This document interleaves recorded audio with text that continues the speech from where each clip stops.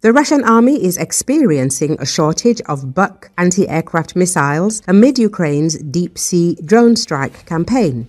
This was reported on the X platform by an open data analyst operating under the pseudonym Chris O_wiki.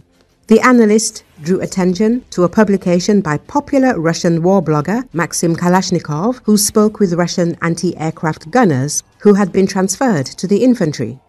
Professional PVO soldiers in the infantry, not penal battalions, not drunkards, not Sochi men.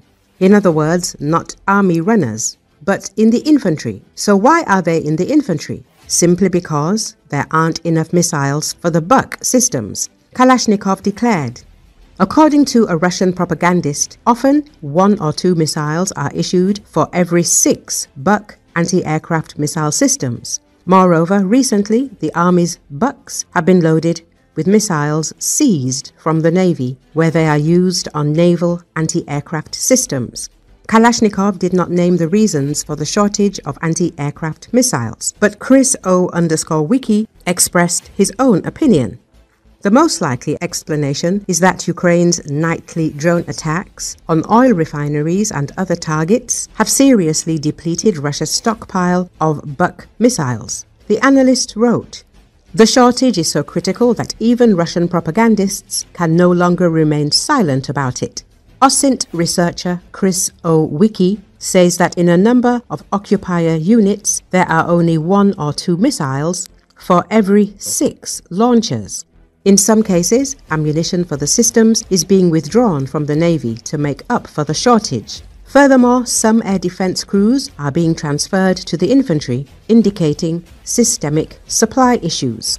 Apparently, Russia is running out of surface-to-air missiles, and air defense crews are being transferred to the infantry because they have nothing to fire, O_wiki wrote. The main reason for the missile shortage, according to the analyst, is the need to intercept Ukrainian drones en masse, which regularly strike targets deep in Russia's rear. Previously, videos of destroyed Russian Buk missile systems repeatedly showed them being used with incomplete ammunition. Now, however, the shortage of anti-aircraft missiles has likely reached critical levels, adds military observer Yigal Levin. Soldiers who are sent into battle as infantrymen protest. They refuse to participate in combat in this form. Recall in Russia, the number of contract soldiers has decreased more than 2.5 times, insufficient to cover the army's irrecoverable losses in the war against Ukraine. Andriy Kovalenko, head of the Center for Countering Disinformation under Ukraine's National Security and Defense Council, said this in a post on Telegram. In the second quarter of 2025, only 35,900 people signed contracts with the Russian Defense Ministry, the lowest figure in the past 2 years and 2.5 times fewer than in the same period last year, 92,800. Kovalenko noted that contract recruits are no longer sufficient to cover even the Russian army's weekly irrecoverable losses. On average, Russian losses amount to more than 1,000 personnel per day, according to Ukraine's General Staff.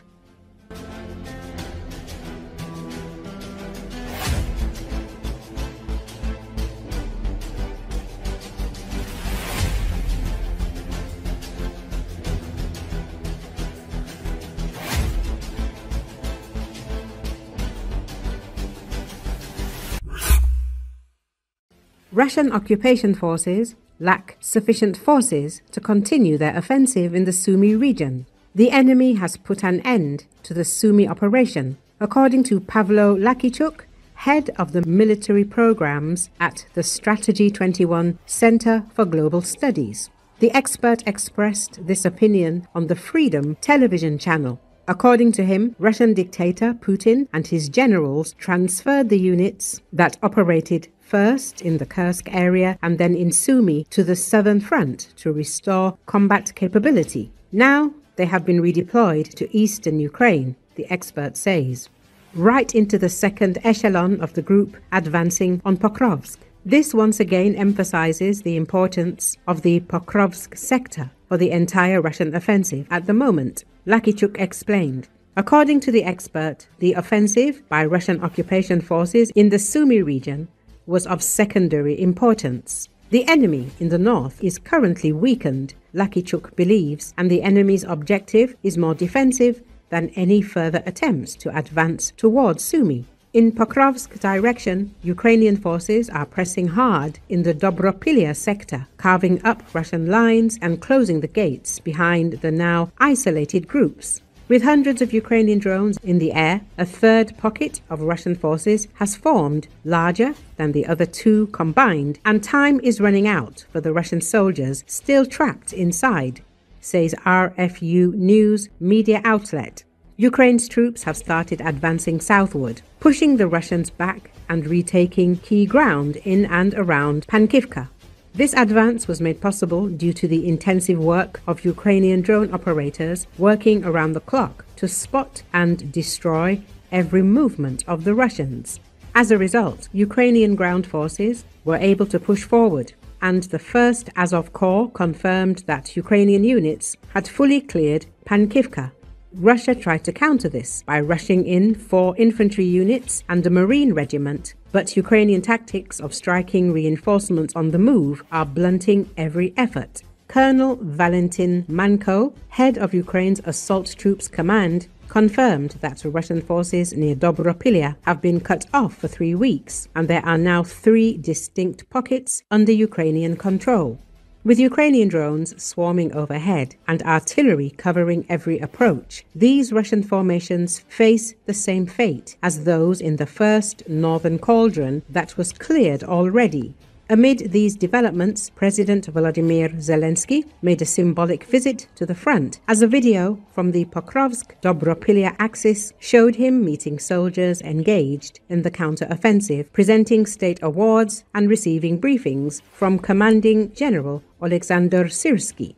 Zelensky used the occasion to underline the scale of Ukraine's progress in the latest counter-offensive operation, in which, despite tough battles, Ukrainian troops have inflicted the enemy with serious losses. Zelensky confirmed that 160 square kilometers have been fully liberated, another 171 square kilometers cleared but not yet consolidated, including 7 freed and 9 cleared settlements. During the battle for the Dobropilya salient, more than 100 Russians were captured, 1,322 killed, and another 1,134 wounded. The presented numbers match the evidence on the ground, where geolocated footage confirms Ukraine's steady gains, heavy Russian casualties, and dire situation for the Russian armed forces, RFU News says.